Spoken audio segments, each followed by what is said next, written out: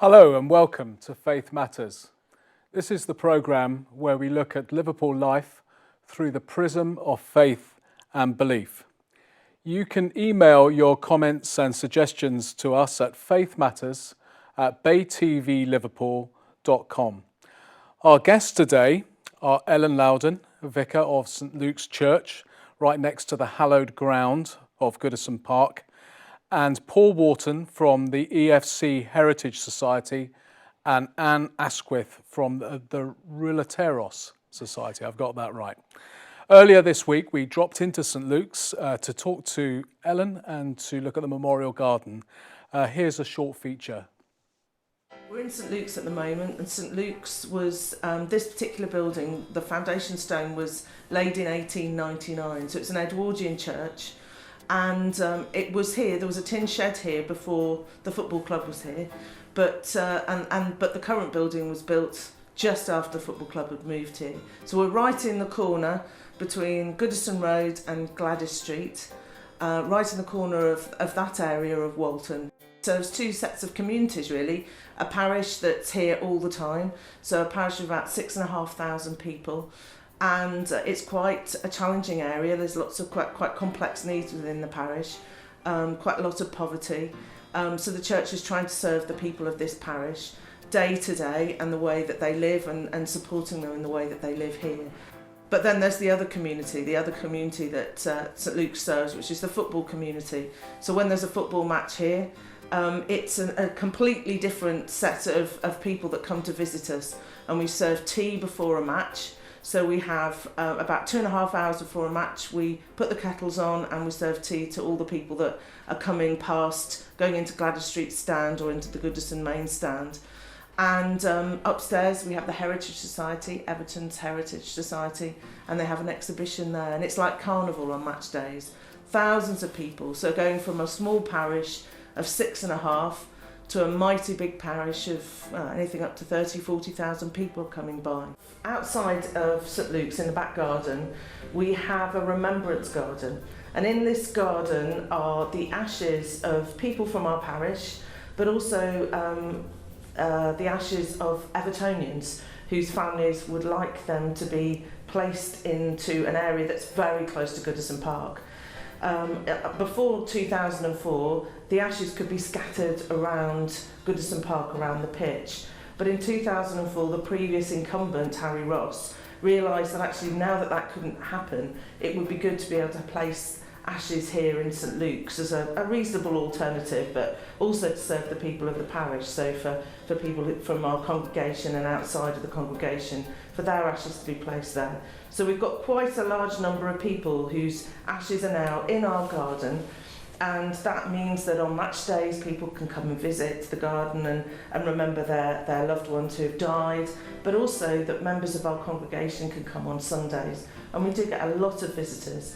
So people come from far and wide, special occasions to remember the people that are in the garden, and there are a series of plaques. But it's incredibly close to Goodison, which surrounded the garden on two sides by Goodison and on one side by the church.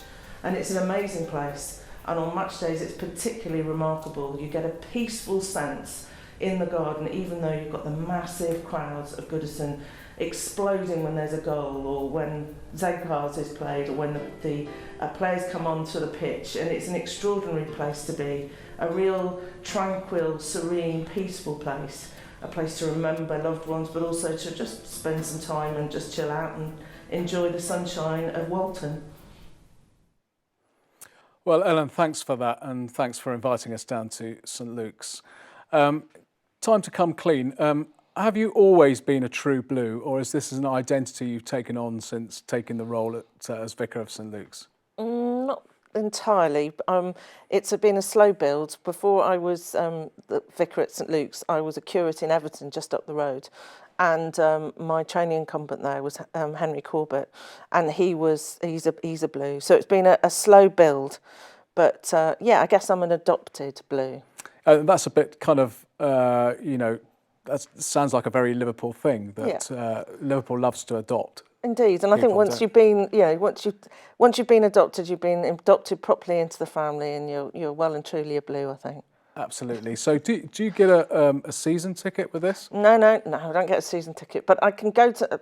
The club's very kind to me, and when I would like to go to see a match, I can go over and see a match, and I suppose I go about 5-7 times in the season. Okay. So do you have a kind of chaplaincy role there? No, don't have a chaplaincy role, but the clubs, because the club's in our parish, it's very much that I'm the vicar of the parish, so they're in the parish. So if they need me, they know where I am in the church next door. Do you get to meet players and hobnob with the stars? Any of that? Well, I have done. I've been over and to meet a few, and we have a Christmas service, and sometimes they come over for the Christmas service, and Roberto Martinez has been over to visit us and to visit the Heritage Society, and that was really lovely when he came over. So yeah, we do meet them. But... And you prayed for him, obviously, because he needs it. Just the thing that you do for the fans on match days. That's not just for home fans, is it? No, it isn't. No, we're open before the match. For anybody who's coming to the match, it's like a dry bar, so it's a really good place. Like the brink of Wharton for Everton and away fans, which is great because they're able to come and meet and mingle with other people who are going to the match. And there's always a good atmosphere. Absolutely fantastic atmosphere. No argy-bargy. You don't have to sort of separate anybody or anything like that. No, it's really. I mean, we also serve teas for the police, which I suppose is quite a grounding atmosphere for everybody.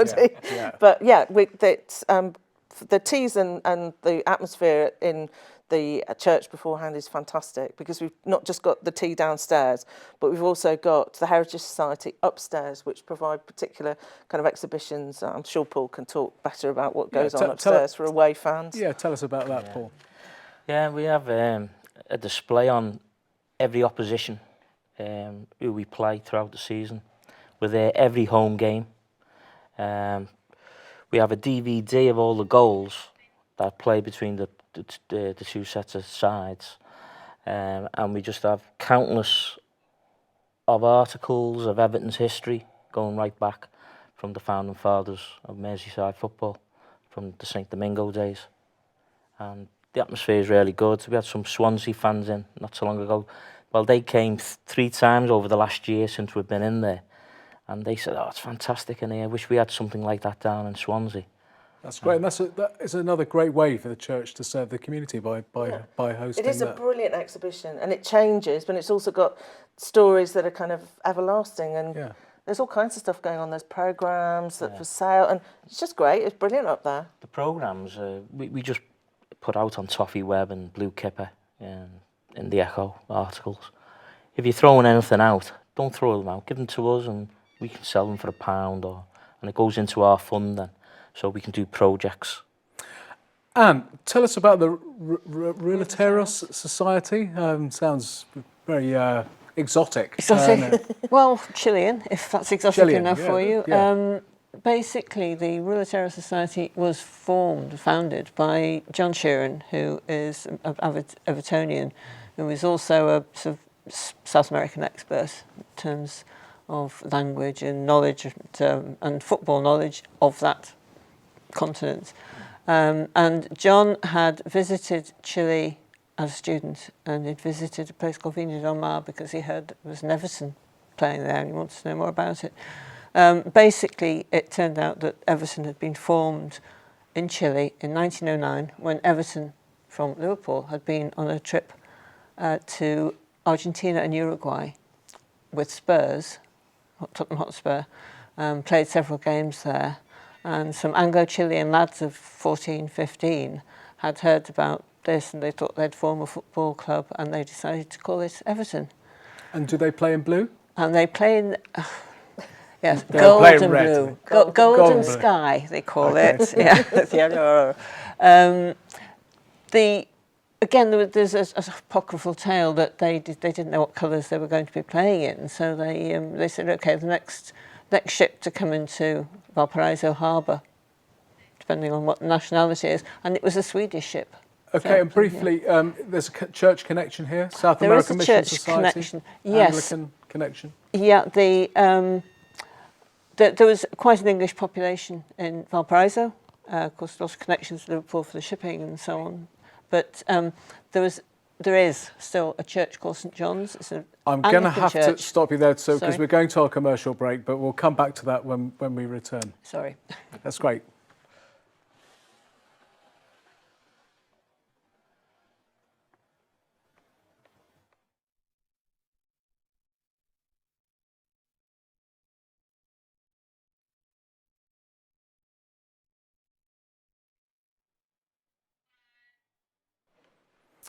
Well, welcome back to Faith Matters. Anne, picking up where I rudely interrupted you, just tell us about the church. You were telling us about the church connection with the team in Chile. Yes, St John's Church in Valparaiso is an English church, an Anglican church, which was originally, I presume, built for the population, English population there, and they still worship there. We visited Chile, 5 of us, in 2009 to celebrate the centenary of Everton in Chile, and they entertained us to a concert in the church, which was magnificent. It was lovely, and it was sort of, the last piece of music played was Zedcars, which they had actually, the organist had transcribed from the internet and played for us, which was fantastic. Oh, were you there, Paul? Yes. Yeah, you were there. Yeah, I was there as well. It's really good. Sounds good. They also have memorial tablets to two of the CD Everton players who were killed in the First World War. Oh, right. Okay. Which, again, is just a nice little connection. On the Somme, they got killed. On the Somme, yeah. Okay, picking up on this whole thing about football, it is said, I've heard it said and seen it written so many times, football is a religion in Liverpool. Is that a blasphemous statement? I don't know that it is really. It's and I'm not sure that it is a religion in that sense. It's not. It's just practiced in a very particular way. I mean, people take it very seriously. It's great fun, and it's a really important thing to people. I'm not sure that it's a blasphemy. It's an interesting kind of use of the language, but I'm not sure it's a blasphemy. And can you be a fan of Jesus and a fan of Everton at the same time? What do you think, guys? I think so, yeah. Well, just to play on words, we used to sing Bobby Latford walked on water. Did you? Yeah. So you can be both, of course. Obviously you can. But can you be a fan of the Reds and a fan of Jesus? Or maybe I ought not to answer that question. Well, I don't think now's the time to try and answer that question. Okay. This week just gone, it was announced that Sky and BT paid the Premier League a combined $5.136 billion for the live TV rights deal. I mean, that is an astronomical sum of money. There's just so much money now in professional football, and particularly in Premier League football. Is professional football too wealthy, Paul? Well, the ordinary man in the street will say yes, without a doubt. If you look back into the history, like when Dixie Dean was playing, he was getting like £8 a week, and maybe a tradesman was getting maybe £2. So it's just gone right out into the stratosphere now, hasn't it? With what people are earning and what they're earning, and they seem to be they're a bit away from the normal people now. They're living in big houses, I suppose, and they don't have that community sense that way. It's not. Is it still the working class game that it once was? Do you think? Well, people struggle, don't they? People struggle going the game, paying its very high cost. Everton have done very well. They've tried to keep the prices down for the under 11s to about £99, isn't it, Anne? Yeah, So- they're just now going to keep the season ticket the same price as last year. And you Again, can still get a ticket to Everton, can't you? You can.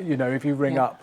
Yep. I mean, I have. You can ring up and get a Yeah. ticket. Whereas some other clubs that maybe we won't mention, it's harder to get It's tickets okay for. to mention Manchester United, yeah. Right. Okay. Yeah. It would be hard to get a ticket for Manchester United. Yeah. It's getting more and more difficult, and that is because we're selling more season tickets. I mean, when I started going to the games back in the 50s, very few people had season tickets, in my experience anyway. You just paid as you went in, paid on the turnstiles. Couldn't do that these days. You need to, book your ticket well in advance, as they say. And the clubs are, I mean, it's big business. They're big businesses in themselves, they aren't they? Yeah, and Ellen, is the church at the moment, we're hearing, even today I read a report in The Guardian about a critique from church leadership about business and the role of business and the way the business should be conducted. What does the church, do you think, has to say to, these questions around the wealth of professional football? I think it is really tricky because you have a football club earning that much money in what is quite a deprived area of the city, and I think that you can see the difficulties that brings up for people. I think that football clubs and big businesses do have a responsibility to the people and the places that they live and exist in.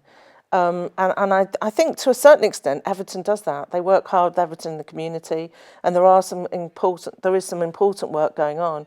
But I do think we can all do more.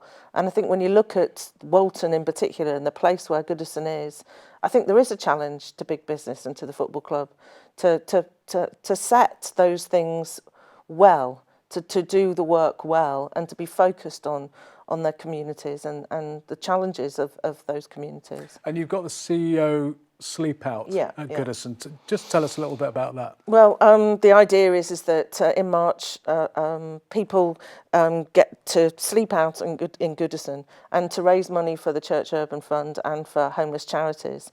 I suppose those of us who are incredibly blessed to have homes and a roof over our head can't imagine what it's like to be out on the street.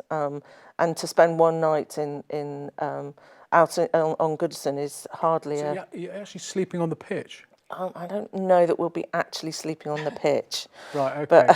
But we will be close to the pitch, if not on the pitch. Okay. Because you might get lots of people claiming that they're chief executives. Yes, sleep on the pitch. No, I think we're sleeping in the club, at the club. And the idea is that my aim is to try and raise £1,000 for the Church Urban Fund and for homeless charities. And who have you got sleeping out so far? I think the Bishop of Liverpool, Paul Bayes, is sleeping out. One of the chief executives from the football club. Are you sleeping out, Paul? I haven't been invited yet. You are now. We'll see. I think there's quite a lot of people sleeping out now, aren't there?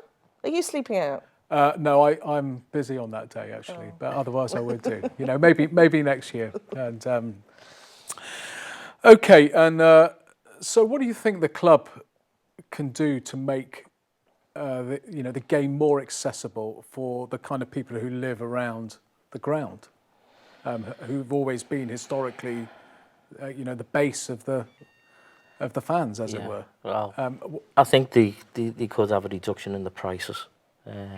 Definitely, especially with all this money, as you said, that's just going to come into the game in the next couple of years. But as I say, Everton are pretty good. They try to keep it. They've frozen it for a couple of years now. So, but just going back to the Everton in the community, the 27 years old this time, but I don't think they are. 1896, they were having soup kitchens around the community. What, funded by the club? Yeah. And that goes back to the people who were on the board who were from St. Domingo, the church, a Methodist church. And they brought their beliefs and morals into the club.